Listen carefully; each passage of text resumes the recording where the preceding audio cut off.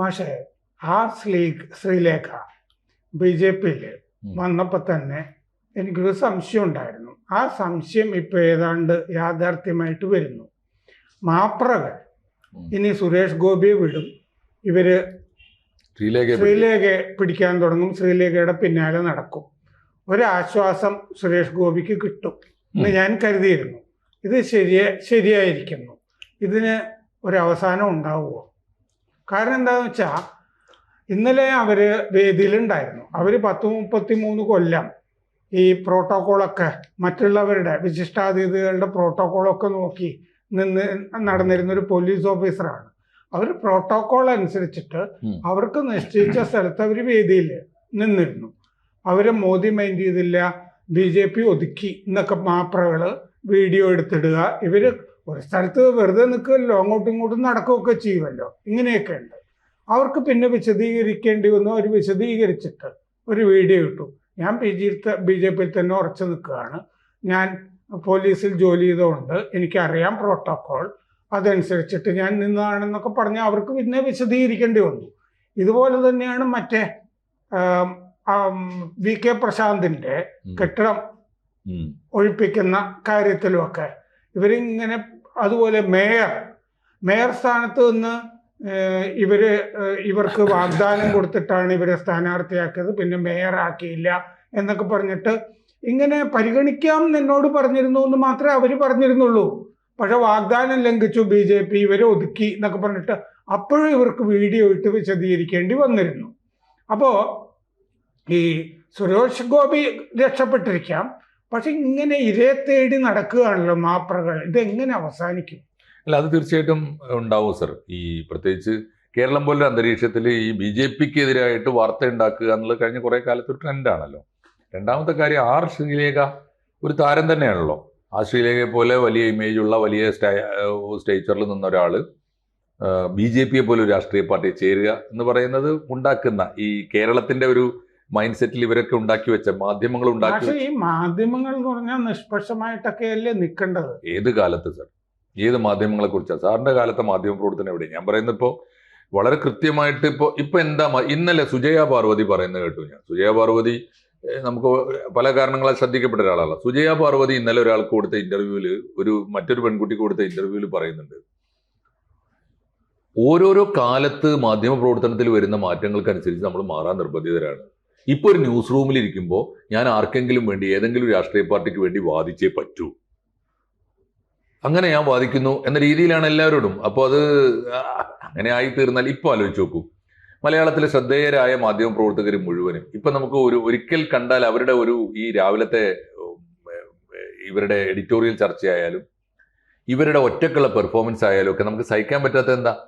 ഏതെങ്കിലും ഒരു പാർട്ടിക്ക് വേണ്ടി മൈക്കിന് മുമ്പിൽ നടത്തുന്ന ഗീർവാണ പ്രസംഗമല്ലേ. ഉണ്ണി ബാലകൃഷ്ണൻ തൊട്ട് എല്ലാവരും എടുത്തു നോക്കൂ.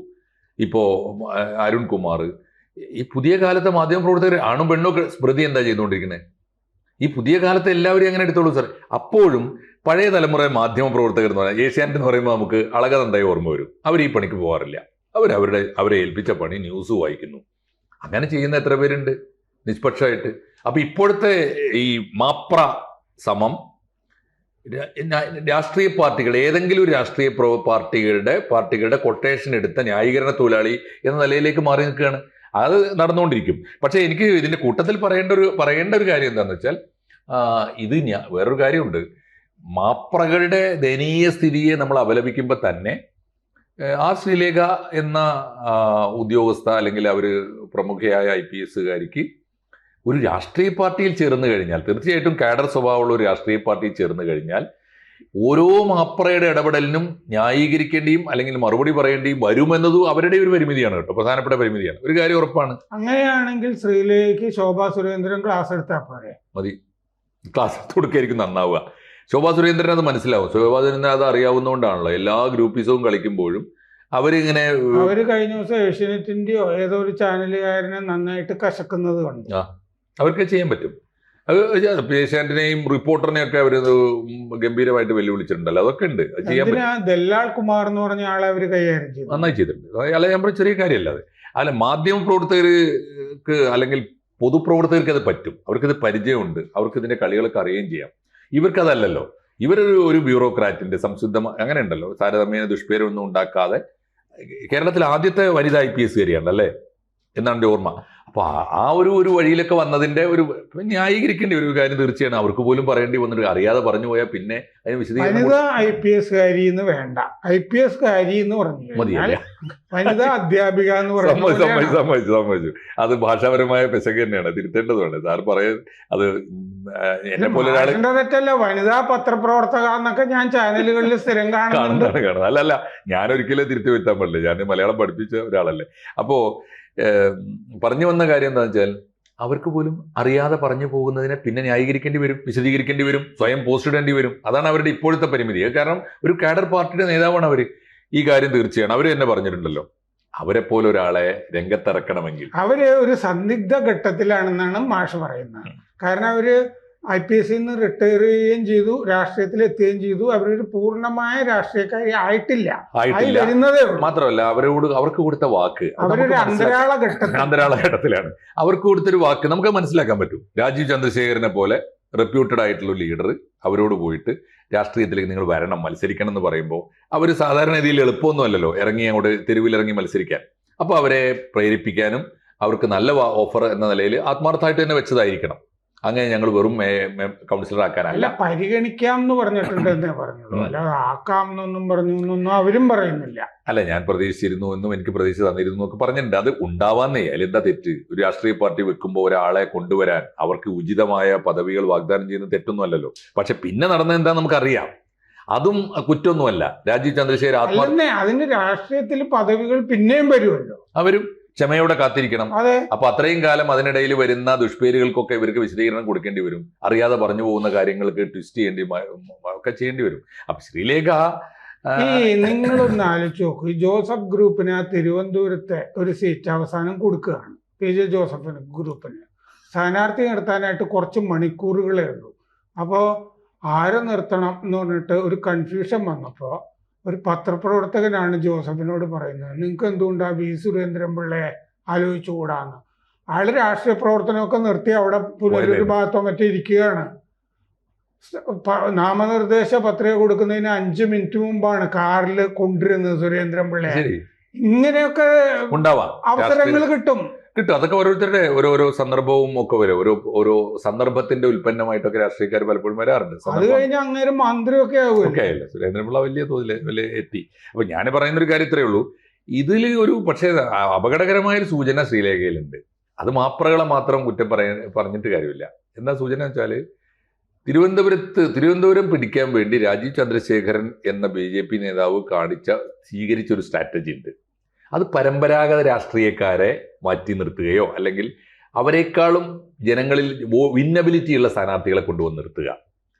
മേയർ കൂടി ശ്രീലേഖ ആയിരുന്നെങ്കിലോ അതിൻ്റെ ചിത്രം മാറുമായിരുന്നു. ഒരു കാര്യം ഉറപ്പാണ് സാർ, എന്തായാലും ഇപ്പോഴത്തെ മേയർ വന്നതിനേക്കാളും വ്യത്യസ്തമായൊരു ചിത്രം BJPക്ക് കേരളത്തിൽ ആദ്യമായി കിട്ടുന്ന ഒരു കോർപ്പറേഷനിൽ ശ്രീലേഖ വന്നിരുന്നെങ്കിൽ സാധിക്കുമായിരുന്നു. അത് സാധിക്കാതെ പോയത് വേട്ടയുടെ തോത് കുറേയും കൂടി കൂടുമായിരുന്നു. മാപ്രവേട്ടയുടെ അത് നടന്നോട്ടെ സാർ. മാപ്രവേട്ടകൾ വേട്ടയാടുന്നു എന്ന് പറഞ്ഞാൽ പോസിറ്റീവായ ഒരു കാര്യം ചെയ്തിട്ട് വേട്ടയാടപ്പെടുമ്പോൾ ആ സാധ്യത ഇനിയും തള്ളിക്കളയാൻ പറ്റില്ല. VV രാജേഷ് നിയമസഭയിലേക്ക് മത്സരിക്കുകയാണെങ്കിൽ എന്തുകൊണ്ട് ശ്രീലേഖയ്ക്ക് ഇനിയും എന്ത് വരും എന്ന് എനിക്ക് അറിഞ്ഞൂടാ. നമുക്ക് കാത്തിരുന്ന് കാണുമ്പോൾ VV രാജേഷിനെ വിഷയം അതല്ലല്ലോ. വിഷയം ഈ സുരേഷ് ഗോപിയെ മാറ്റിയിട്ട് ശ്രീലേഖയിലേക്ക് മാപ്രകൾ ഫോക്കസ് ചെയ്തതാണ്.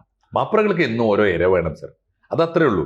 BJPയിൽ നിന്ന് ഒരാളെ ഇനിയുള്ള ചോദ്യം, അവസാന ചോദ്യം, ശ്രീലേഖയ്ക്ക് രക്ഷപ്പെടാൻ എന്ത് വഴി? ശ്രീലേഖയ്ക്ക് രക്ഷപ്പെടാൻ ഇനി മറ്റൊരു സുരേന്ദ്രന്റെ ട്രെയിനിങ്ങിന് പോവുക എന്നുള്ളത് തന്നെയാണ്. അതായിരിക്കും ആദ്യത്തെ വഴി. ആ ട്രെയിനിങ് അത്യാവശ്യമാണ് സാർ അവർക്ക്. ആ ട്രെയിനിങ് കൊടുക്കാൻ, സുരേഷ് ഗോപിക്ക് കൊടുക്കാൻ കേരളത്തിൽ ഇപ്പോഴും ധൈര്യമുള്ള ഒരു BJP നേതാവ് അല്ലെങ്കിൽ അത്രയേറെ സുരേഷ് ഗോപിയെ സ്വാധീനിക്കാൻ പറ്റിയ ഒരു BJP നേതാവ് ഉണ്ടായില്ല എന്നുള്ളതുകൊണ്ടാണ് സുരേഷ് ഗോപി വേട്ടയാടപ്പെടുന്നത്. സാറിന്റെ സജഷൻ വളരെ കൃത്യമാണ്. BJPക്കാർ തന്നെ കേട്ടാൽ നല്ലതാണ്. ശ്രീലേഖയ്ക്ക് അടിയന്തരമായി ശോഭാ സുരേന്ദ്രന്റെ ക്ലാസ് കൊടുക്കണം. സുരേഷ് ഗോപിക്കും സമാന്തരമായി ആരെങ്കിലും. സുരേഷ് ഗോപിയുടെ കാര്യത്തിൽ ഡിഫറൻറ്റാ. എന്താണെന്ന് വെച്ചാൽ സുരേഷ് ഗോപി ഒരു സൂപ്പർ സ്റ്റാർ ആണ്. ഈ സൂപ്പർ സ്റ്റാറുകളുടെ പ്രശ്നം എന്താണെന്ന് വെച്ച് കഴിഞ്ഞാല് അവർക്കൊരു തിരക്കഥയും സംഭാഷണം കിട്ടിയാലും മാത്രമേ അഭിനയിക്കാൻ പറ്റുള്ളൂ. ആ പ്രശ്നം ശ്രീലേഖയ്ക്കില്ല. അപ്പൊ ശ്രീലേഖയുടെ പ്രശ്നം കുറേയും കൂടി എളുപ്പത്തിൽ പരിഹരിക്കാൻ പറ്റും. തീർച്ചയായിട്ടും. പക്ഷേ ശ്രീലേഖയ്ക്കും ചില ക്ലാസ്സുകൾ ആവശ്യമുണ്ടാവും. കാരണം ശ്രീലേഖ എപ്പോഴും പോലീസിന്റെ പക്ഷത്തു നിന്ന് ചിന്തിച്ച ഒരാളാണ്, കള്ളന്റെ പക്ഷത്തു നിന്ന് ചിന്തിച്ചിട്ടുണ്ടാവില്ല. അതെ. കള്ളന്റെ പക്ഷം കൂടി, കള്ളനെ രക്ഷിക്കാനുള്ള പക്ഷം കൂടി ആലോചിക്കുമ്പോഴാണ് രാഷ്ട്രീയക്കാരനാവുക. അതാണ്. ശ്രീലേഖയ്ക്കും ആവശ്യമുണ്ട് ക്ലാസ്. അപ്പൊ ശ്രീലേഖ ഇനി കള്ളനും പോലീസും കളിക്കാൻ പഠിക്കണം. കറക്റ്റാണ്. കൂടുതൽ വാർത്തകളും വിശേഷങ്ങളും നിങ്ങളിലേക്ക് എത്താൻ ABC മലയാളം സബ്സ്ക്രൈബ് ചെയ്യുക, ബെൽബട്ടനും അമർത്തുക.